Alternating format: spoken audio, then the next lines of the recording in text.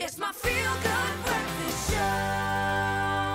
Expresso Morning Show is all about making your mornings brighter, and we certainly love connecting with people that live the same ethos. Now, that's why this morning we're joined by the Breakfast Express team from Lotus FM, whose motto is, we love it in the mornings. So please welcome the host O'Neill Nair, co-host Shastra Nagesa, and content producer Yashika Ramuta. And they're going to be chatting to them, of course, back to back about how the world of broadcasting has changed in the COVID-19 era. But of course, if you didn't know, Lotus FM, they've been doing such amazing work. They are a radio station based in Durban that caters primarily to the Indian community of South Africa, but also doing such a great job at it in every sense of the word.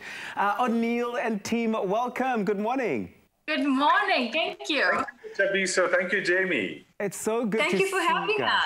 It is so fantastic to see you guys. But O'Neill, as such an experienced radio broadcaster as yourself, what changes have you seen in terms of the content of your show, first of all, but also the morale amongst the listeners? Tabiso, it's scary times, right? I call it the great pause, a new normal. Now, in terms of PBS radio, we've got to inform, entertain, and educate with the specific focus now, of course, on this pandemic, which is direct and dire on the lives and livelihoods. And that's an equation in itself, because lives versus livelihood, and that's evolved. It's become a problem for us and for government. How do we marry it? And actually, can you separate it? So from the onset, we've got to track this virus even before it became a huge issue in South Africa. We went to Wuhan, you'd remember that, in China, the epicenter of the virus.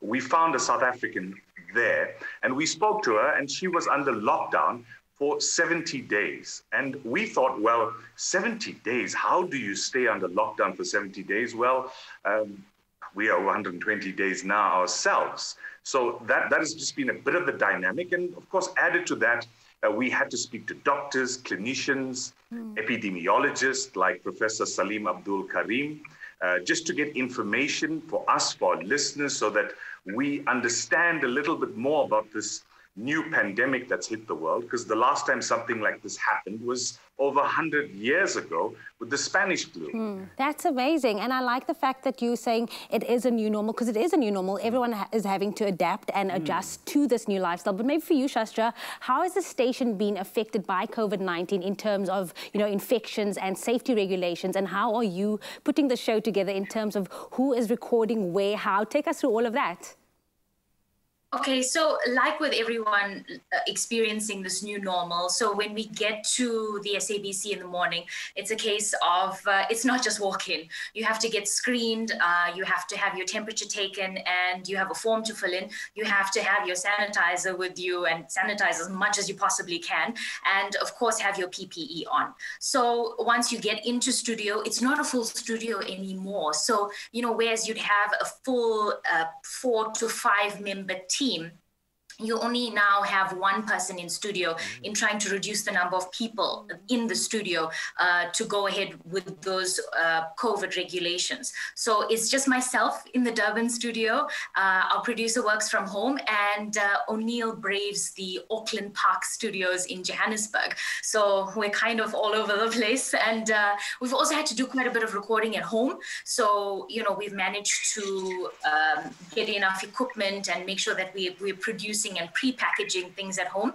In terms of whether anyone has, if we've had any cases, we've had a number of scares, and then we've had a few positive cases as well, which has resulted in deep sanitization of the building and studios, which means that I end up broadcasting from some interesting places sometimes, whether it's an OB vehicle, a different studio that I have to be in, or working from home and broadcasting from home, which is such a different experience itself. There's always a level of fear, heading into studio every day, which is what's happening at the moment, because we seem to be all right for now. So there is that level of fear. You're not sure about whether it's okay. You know that home feels safe, but it's something that we go out and we brave, because we know that we still have to, life goes on, and we have to carry on and find a way to go on and move ahead. And that's exactly it, is that life does go on. And I think this speaks to exactly that, is that we are all affected in so many different ways in our different workspaces, but it's about getting in there and just following those protocols and making sure that you still do what needs to be done. People do need to be entertained, they need to be informed, but they also need to be educated, and you guys are doing just that. Yashika, we know that Lotus FM is really a station that is so deeply rooted in its community, and also keeping your fingers on the pulse of current affairs is so important to the station. But what station campaigns are currently taking place? What exciting things have you got planned for Women's Month in August?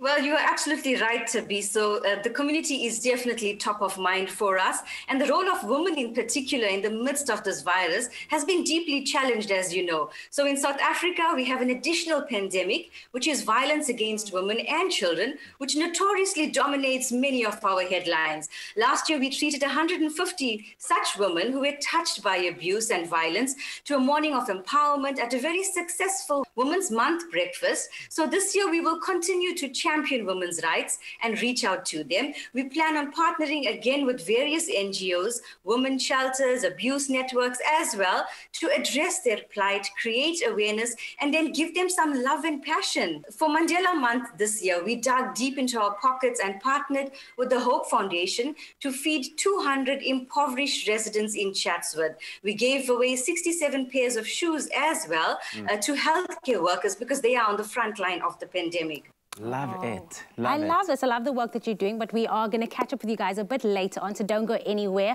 But of course, you at home can catch the Colourful Breakfast Express team on Lotus FM every weekday from 7 to 10 a.m. Don't go anywhere, though. We'll be back a little later with them to find out their formula for creating an award-winning show.